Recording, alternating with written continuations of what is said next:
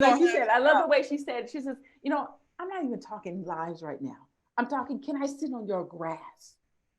Okay, that's what I'm not even trying to make a protest. Now the Robert P. Jones thing I thought was interesting because it hurts to see because you've got the family, my sister. Tell me. All right, you're my sister, right? Yeah. Then I have sisters, all right, in Christ, in the church. My brothers and sisters in the church, right?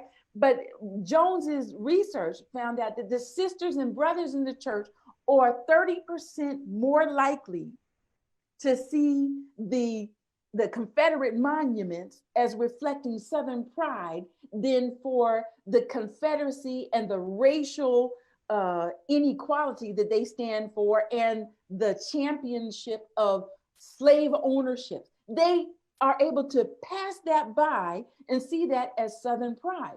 Wow. This is a problem. Then what did he say? 20% more likely to than people who are not Christian and in the church but are white. 20% more likely to think that the generations or slavery and the generations of discrimination don't have anything to do with Black people's lives and standard of living right now. All right, people who don't go to church get this more than people who do. In fact, going to church is an indicator or a characteristic that this is what you're going to believe. Wow. This is scary. And so this is a moment for, I'm sorry, I feel like I need to bring it down. Sorry, y'all. We're excited today, guys. We're excited. We're back within our regular conversation. No guests. Go ahead, Carmela. This is a moment to challenge. This is why we are, and I think every Christian everywhere who believes in Jesus has to take a moment and say, let me ask myself some hard questions. And that's why it is disturbing and confusing when you have this, and I'm not even gonna call her a sister. Go ahead, friend. She decides she's going to break out the black paint in front of Trump Tower. Come on, friend. And somehow cover up the words that say Black Lives Matter, because she is defending Jesus and she says Jesus matters. Well, what is the conflict between Jesus mattering and Black Lives Matter? What is the conflict there? Come on. Yeah. And this goes down into, and listen, I don't have, I'm gonna throw this in here just because I don't have time and I can save myself. I think this is intimately attached to why so many Christians are even having an issue with Black is King by Beyonce on Disney Plus. It's the same idea that we as Christians have been taught that to uplift our Blackness, to praise that which God has created us in, is literally an affront to who God is. We have been taught that, because white is right, because European is the way to go, because we have had this kind of indoctrination, the moment that there now becomes a conversation that is exclusively about the uplift of Black people, so Black Lives Matter, that immediately becomes, are you talking about Black superiority? Black lives matter? Black superiority? Black is king?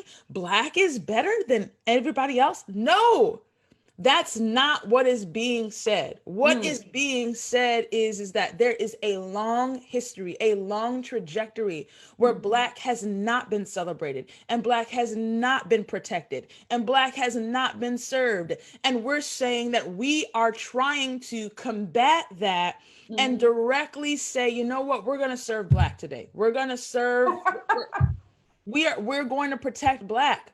And what is so sad is that Black Christians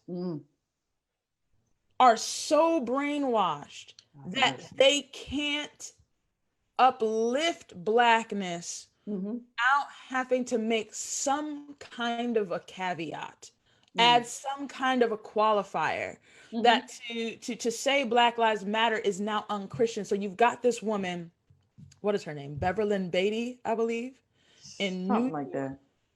goes on the street seeking to cover up the Black Lives Matter mural while shouting about her belief in God, about her allegiance to Jesus.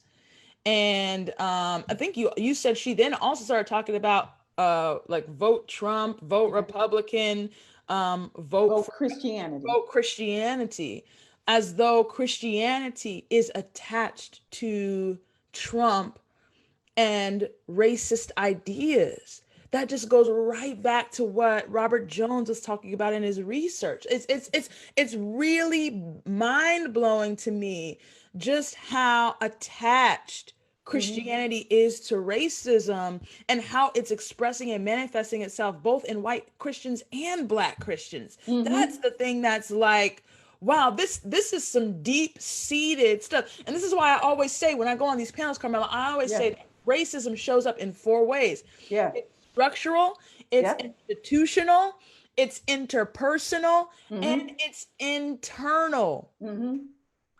And so people oftentimes, when we have these conversations, we're very quick and we understand how racism is showing up in structures and systems and institutions, and even in interpersonal exchanges. But we rarely deal with how racism is showing up internally in people and preventing them from even being able to value themselves properly, and not only value themselves properly, but even see God and Christianity and their religion through the proper lens. That is